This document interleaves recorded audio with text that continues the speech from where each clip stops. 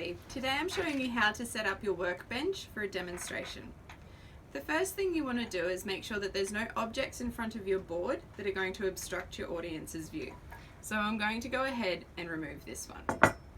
The next thing that I've done is I've placed a wet chucks underneath my board, and that ensures that I'm not going to be chasing my board around the bench while I'm demonstrating. I have a waste bucket off to the side. This is for all of my food scraps. I've given my hands a really good wash, and the way I ensure that it is enough is that I sing happy birthday to myself twice through. We also have some hand sanitizer here, which you can encourage all participants to use, and I'm going to use some in front of you now to ensure you all know that my hands are clean. I've removed all of my jewelry, especially bracelets that have dangly pieces, because they may dangle in the food and then that's going to be cross-contamination. I'm wearing my apron, okay, and if I was to leave the workspace, I would remove my apron and I would put it back on upon return. My hair is off my face, and I'm not going to touch my hair again while I'm demonstrating. If I did, I'd have to use my hand sanitizer again. It's very important that before every demonstration that we discuss knife safety and knife skills with our participants. So my very sharp knife has been placed at the top of my board with the blade facing away. Okay, this is unsafe practice. This is safe. Every participant is in charge of their own knife, so it's important that we talk to them about the way we carry our knives over to the washing up station. So a knife should always be carried down by our side with the blade facing back, okay? And we never wash up our knife by leaving it in the hot soapy water for somebody else to come along, put their hands in and touch the blade. If you do have to clean your knife, you take it to the washing up station using your safe walking practice. You put it into the hot soapy water, you give it a good clean, you then dry it, and if you can't return it to your workspace safely, then again you need to leave it at the washing up station with the blade facing away. Okay, now I have a round vegetable here today that we're going to be demonstrating with. The way that I'm holding my knife is I want to have my thumb and my pointer finger up around the top of the blade. Okay, if my finger is up here, I'm going to not have as much control as if my fingers are holding the blade like this. And the rest of my hand is just giving it a nice little handshake. I'm going to keep my elbow nice and high, so from the blade to my elbow there is a straight line.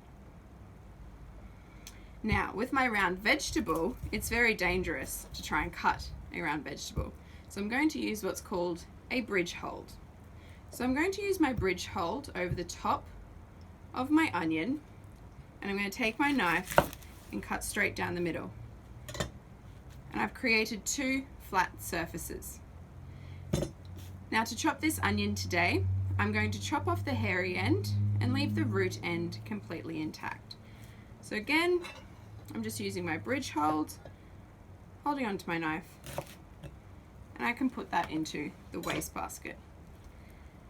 I am going to remove the outside layer of the onion to reveal the inside layer, which there's some little lines or veins running through.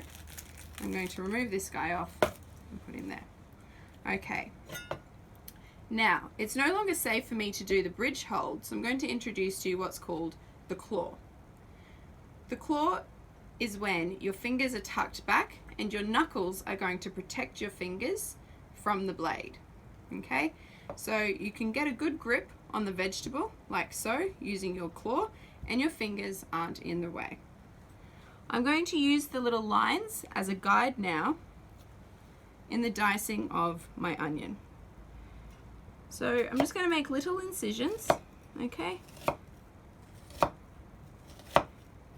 Now as I get to the back of the onion, alright, it's no longer safe for me to continue to practice the claw, and I need to switch back into my bridge hold just to finish that off.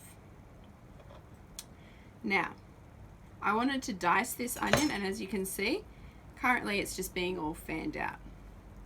To dice my onion, what I'm going to do is I'm going to keep the tip of the knife on the board, the nice straight line running up to my elbow.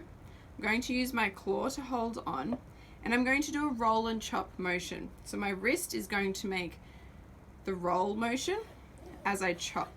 Okay, so it's going forward, like so. So keeping the tip of the knife on the board, I'm going to roll and chop through using my claw. Now again, I'm running out of space here where my claw is protecting my fingers. It's what we call the danger zone. I'm going to flip that onion over, and using my roll and chop motion, I'm going to finish that onion off as we go around. And we have minimal waste. We have a lovely diced onion, and make sure you push away like so, okay? And that's it.